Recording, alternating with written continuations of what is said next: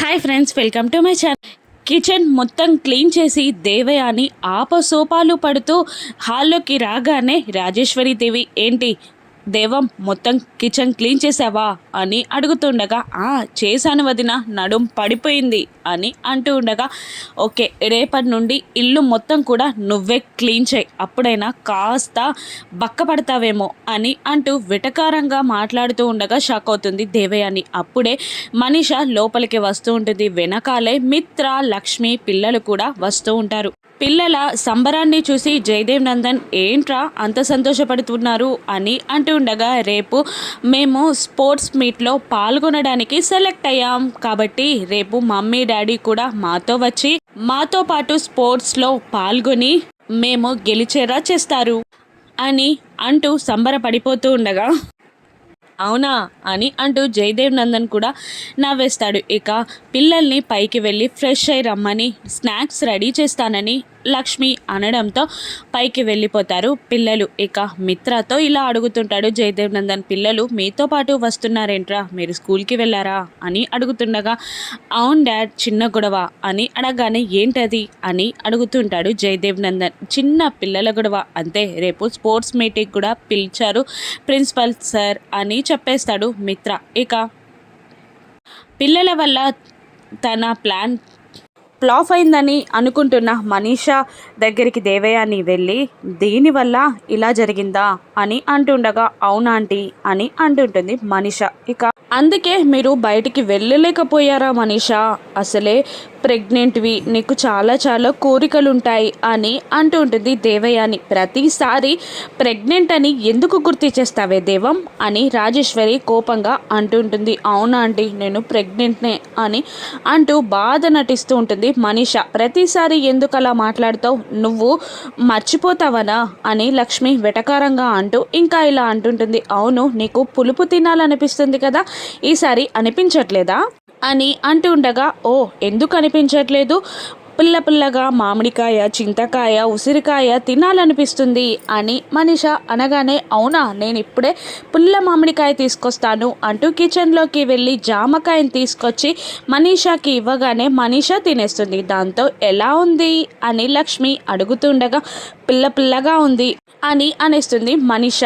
ఓహో, పచ్చి జామకాయ ఒగరుగా తీపిగా ఉంటుంది కానీ పుల్లగా ఉందా, నీ నాలిక చెడిపోయిందా ఏంటి అని అంటుండగా మనీష షాక్ అవుతుంది. అయ్యో, నాకు కళ్ళు కనబడక చూసుకోకపోతే వయసులో ఉన్న మనీషాకి కూడా నాలిక పని చేయట్లేదేమో, అందుకే రుచి తెలియట్లేదేమో అని అంటూ రాజేశ్వరి వెటకారం చేస్తూ ఉండగా ఇక ఫ్రస్ట్రేషన్లో ఉన్నాను అని అనేస్తుంది మనీష. ఫ్రస్ట్రేషన్లో ఉంటే రుచి కూడా తెలీదా అని అంటూ ఉంటుంది లక్ష్మి. చూసావా మిత్ర, నన్ను వీళ్ళు ఎంతలా గేలి చేస్తున్నారో అని అంటూ ఉంటుంది మనీష.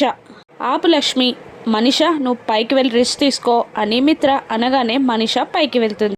రాజేశ్వరి దేవి, లక్ష్మి నవ్వుకుంటూ ఉంటారు. ఇక జానుని తీసుకొని వివేక్ జాను ఫ్రెండ్ అయిన మెడికల్ షాప్కి వెళ్తారు. ఇక ఏమైందే అని అంటూ హస్బెండ్ని కూడా వెంట తీసుకొచ్చావు అని అడుగుతూ ఉంటుంది ఆ ఫ్రెండ్ జానుని. ఇక ఏం లేదు, మీకే అన్నీ తెలుసు అనుకుంటున్నారా, ఆ ట్యాబ్లెట్స్ ఓన్లీ లేడీసే వాడతారని చెప్పారంట కదా, ఒక్కసారి రిపోర్ట్స్ చూసి చెప్పండి మళ్ళీ అని అంటూ రిపోర్ట్స్ అందిస్తాడు కోపంగా వివేక్. ఇక ఆ రిపోర్ట్స్ని చూసి మళ్ళీ వివేక్ వైపు చూస్తుంది ఆ ఫ్రెండ్. ఇక ఏంటి చూసి చెప్పండి అని అంటూ కోపంగా మాట్లాడుతుంటాడు వివేక్. కళ్ళతో మాత్రం ప్లీజ్ అందులో ఉన్నట్టు చెప్పండి అని అన్నట్టు సైగ చేస్తూ ఉంటాడు. ఇక చెప్పే అని అంటూ ఉంటుంది జాను కూడా. అవునే, సారీ, నువ్వు ఫోన్లో అడిగేసరికి నేనే కన్ఫ్యూజ్ అయ్యాను, ఇవి లేడీస్ జెంట్స్ ఇద్దరు వాడతారు అని అనేస్తుంది ఆ ఫ్రెండ్. ఇక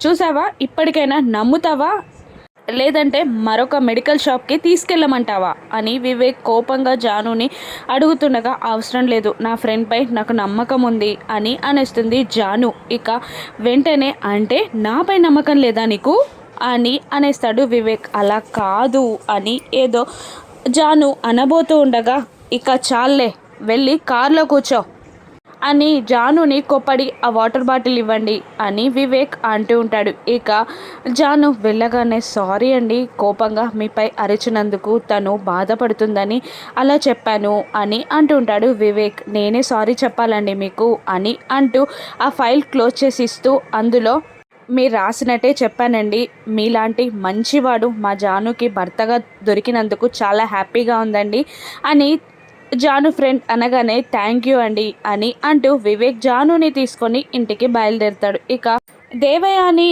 ఆ మనీష రూమ్లో మాట్లాడుకుంటూ ఉంటారు. ఇక ఈరోజు నీ ప్లాన్ ఫెయిల్ అయింది, రేపు కూడా ఫెయిల్ అవుతుందేమో అని అంటుండగా, లేదు రేపు స్పోర్ట్స్ మీట్కి మిత్ర వెళ్ళకుండా నేను ఆపిస్తా అని అంటుంటుంది మనీష. పిల్లలంటే చాలా ఇష్టం మిత్రకి అని అంటూ ఉంటుంది దేవయాని.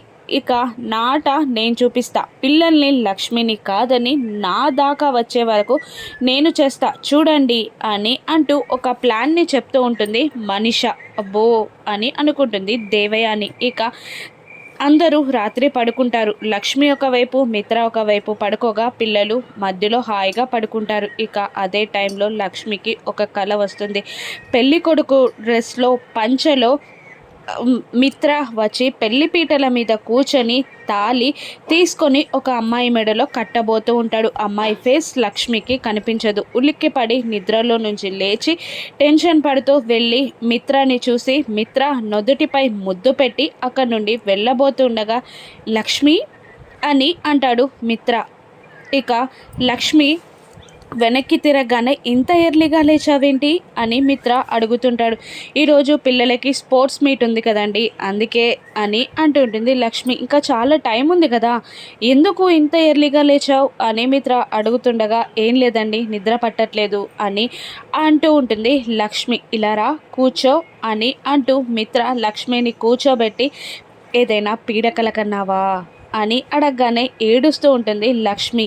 నువ్వు రియల్ సిచ్యువేషన్స్లోనే చాలా ధైర్యంగా ఉంటావు, వచ్చిన కలకి ఇంతలా భయపడి ఏడుస్తున్నావా? నువ్వు లక్ష్మివి కాదు, ధైర్యలక్ష్మివి, దేన్నైనా ఎదుర్కోవాలి అని అంటూ ధైర్యం చెప్తూ ఉంటాడు మిత్ర. ఇక రేపు మీరు స్పోర్ట్స్ మీట్కి వస్తారు కదా అని అడుగుతూ ఉండగా, జీవితంలో ఓడిపోయాను, పిల్లల్ని కూడా ఓడించలేను, ఖచ్చితంగా వాళ్ళని గెలిపిస్తాను అని అంటూ ఉంటాడు మిత్ర. ఇక మీరు పడుకోండి, నేను వెళ్ళి ఫ్రెష్ అయి మిమ్మల్ని లేపుతాను అని అంటూ లక్ష్మి అక్కడి నుండి వెళ్ళిపోతుంది. ఇక అందరూ రెడీ అయి స్కూల్కి వెళ్ళడానికి కిందికి దిగుతూ ఉండగా రాజేశ్వరీదేవి పిల్లల్ని తీసుకెళ్ళి దేవునికి దండం పెట్టిస్తూ ఉంటుంది. దేవునికి కాదు మా అమ్మ నాన్నకి పెట్టాలి, మా అమ్మ నాన్నే మమ్మల్ని గెలిపించేవారు అని అంటుండగా పిల్లల మాటలకి రాజేశ్వరీదేవి పులకరించిపోతూ ఉంటుంది. ఇక జాను వివేక్లు కూడా అక్కడికి రాగానే మేం కూడా వస్తున్నాం స్కూల్కి అని అనగానే, ఎందుకు అని దేవయాని అడుగుతూ ఉంటుంది. జాను చాలా డిస్టర్బ్గా ఉంది, స్కూల్కి వెళ్తే చాలా రిలాక్స్డ్గా ఫీల్ అవుతుంది అని అంటూ ఉంటాడు వివేక్. ఓహో అవునా, పిల్లల్ని కనడం చేత కాదు కానీ అని దేవయాని ఏదో అనబోతుండగా రాజేశ్వరి దేవి ఆ మాటలని అడ్డుకుంటుంది.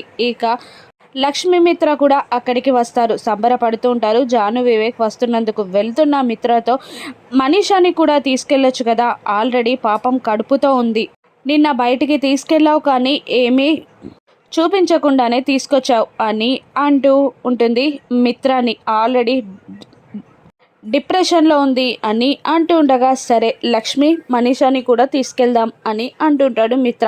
నేను పిలుచుకొస్తాను అని అంటూ మనీష రూమ్లోకి దేవయాని వెళ్ళి మనీష అంటూ అక్కడ లేకపోవడంతో నీ ప్లాన్ స్టార్ట్ అయింది మనీషా అని అంటూ కిందికి దిగి వచ్చి, మనీషా రూమ్లో లేదు, బాల్కనీలో వెతుకుతాను అని అంటూ అటు వెతికి మనీషా ఎక్కడా కనిపించట్లేదు అని అంటూ మిత్రాని మనీషాకి కాల్ చేయమని దేవయాని చెప్తుంది. ఇక ఆ పక్కకి వెళ్ళి సరియు మేనేజర్కి కాల్ చేస్తూ ఉంటుంది దేవయాని. మిత్ర కాల్ చేస్తున్న మనీషా లిఫ్ట్ చేయదు. ఇక ఒకసారి మనీషాకి కాల్ ఇవ్వు, ఫోన్ ఇవ్వు అని దేవయాని అడుగుతుండగా తన ఫోన్ ఇస్తాడు సరియు మేనేజర్. ఇక నీకోసం టెన్షన్ పడుతున్నారు అని అంటుండగా, మీరు ఇంకా హైప్గా టెన్షన్ని పెంచండి, తర్వాత మిత్ర నా దాకా వచ్చేలా నేను చేస్తాను అని మనీషా అంటుంది. ఈసారి మనీషా ప్లాన్ సక్సెస్ అవుతుందా? మనీషాని రెండో పెళ్లి చేసుకుంటాడా మిత్ర? లక్ష్మి ఏ విధంగా ఆపనుంది? లక్ష్మికి వచ్చిన కళ